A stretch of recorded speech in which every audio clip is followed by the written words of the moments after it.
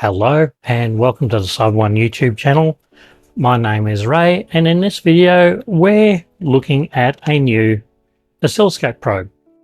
So as I've mentioned when I've been looking at oscilloscopes in previous videos, I tend to work with some higher voltages than most people do.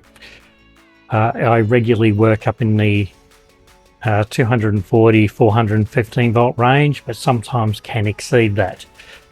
For that reason, I wanted a oscilloscope probe that would actually be a little bit safer for me to use, so I purchased this one. So this one is rated for a much higher voltage. According to its data sheet, this one is 1000 volts.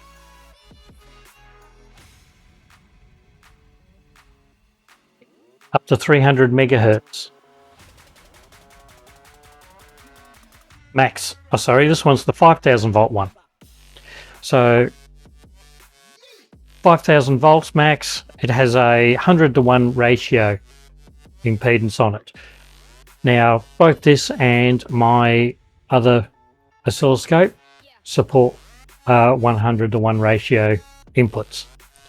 So if I click on here, I can select 100 by 100, and then I can plug this one in.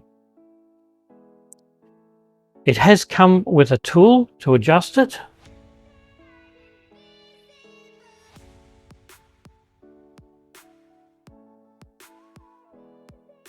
And this cover, let's see how this works anyway. So in theory, if I put this onto my reference sample and auto configure, you do have to adjust it. And you don't actually need to use the tool.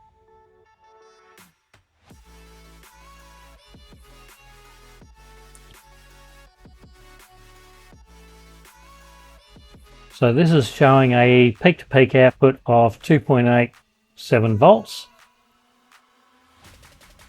50% duty cycle at 100 kilohertz. So it does work. The main claim to fame for this is this is category 3, 600 volt, 10 amp. So I can connect this up to, say, ground and put this on a phase and see what the voltage is.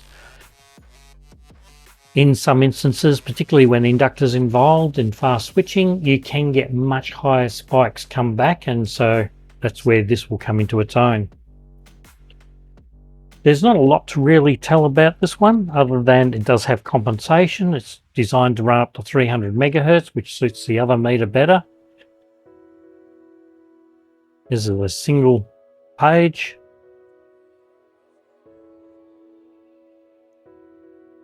And it's pretty straightforward.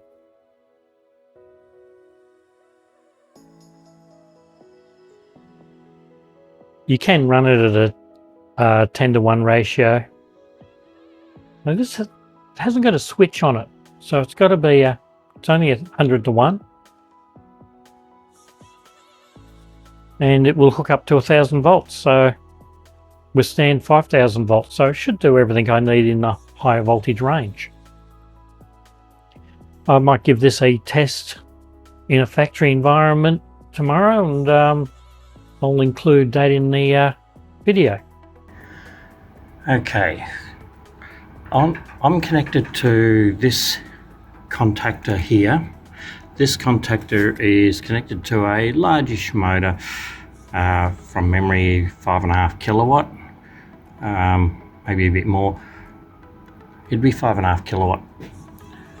I've got my small clamp connected to the red phase, and we can see on the oscilloscope that's our blue trace. If I put this onto, see if I can see it, the red wire here is just exposed a little bit, and the yellow trace is our voltage. And we can see there with this configured for a 100:1 ratio, we're seeing a frequency of 50 Hertz.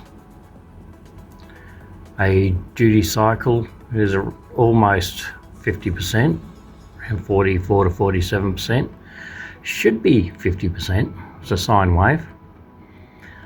VRMS to ground, and I've got this clipped to the frame for the ground, is 240 volt or thereabouts. It is varying a little bit. And yeah, it seems to be doing a reasonable job. The only complaint I would have about this is the lead is a little bit too short for what I need. Other than that, it seems to be working quite well.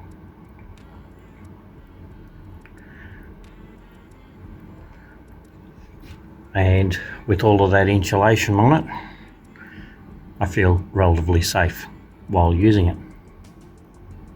Well, if you like these videos, don't forget to click on like, subscribe, ring that notification bell. It's a form of support that helps the channel a great deal and costs you absolutely nothing.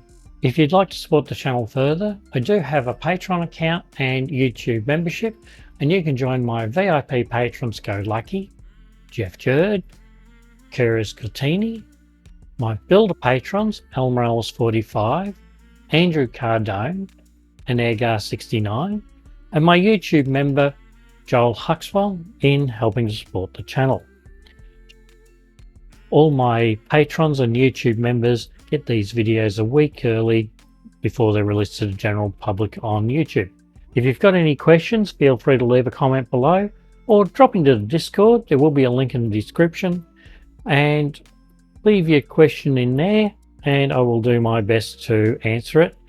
If I can't, someone else might be able to. And we will see you in the next video.